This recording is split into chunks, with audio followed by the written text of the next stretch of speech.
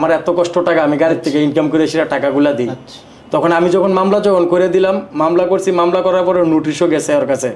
আচ্ছা, নোটিশ যখন এখানে যখন গেছে তখন দেখি কি জানেননি, যে লোকটার আপনার ব্যাংক অ্যাকাউন্টে আমি টাকা পাঠাইছি ওই ব্যাংক অ্যাকাউন্টে আছে না, আপনি দেখা যাচ্ছে লোকটা মারা গেছে। ওই ব্যাংক অ্যাকাউন্ট লোকের ব্যাংক অ্যাকাউন্ট, হ্যাঁ মৃত্যু লোকের ব্যাংক অ্যাকাউন্ট দিয়ে দিছে। তখন এই ব্যাংকের মধ্যে আমি গেলাম, যাওয়ার পরে বললাম যে আপনি যে মৃত্যু লোকের ব্যাংক অ্যাকাউন্টে যে টাকাটা যে আমার আসলো, তাহলে আমার এই টাকাটা তুললো কে? হ্যাঁ কইটা ভাই যে কোনো ভাবে যে লোকটা মারা গেছে ওই লোকটারা তো আর আমার ক্ষেত্রে বলে নাই যে ওই লোকটা মারা গেছে। আচ্ছা, জনের একটা নবীন হয়, নবীন জন আইসে যখন বলে কিছু টাকা আছে, তখন মনে করেন আসেন আমরা যাচাই ছাড়াই অনেক সময় টাকাটা দিয়ে লাই।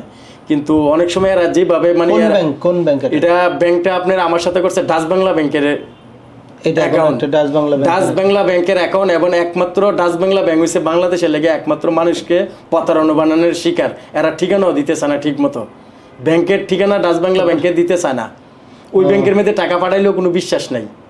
যখন আমি ডাচ বাংলা ব্যাংকের যখন টাকাটা যখন ট্রান্সফার করে ডাচ বাংলাতে যখন দিলাম, ধরনের পরে আমি এখানে অ্যাকাউন্টের থেকে আপনি ট্রান্সফার করছেন, আমি আপনার ওর অ্যাকাউন্টে মানে ডাচ বাংলার থেকে একটা নাম্বার হয়ে দিছে, দেওয়ার পরে ডাচ বাংলা ব্যাংকের থেকে আমি টাকাটা পাঠাইলাম, 50,000 টাকা দিলেন।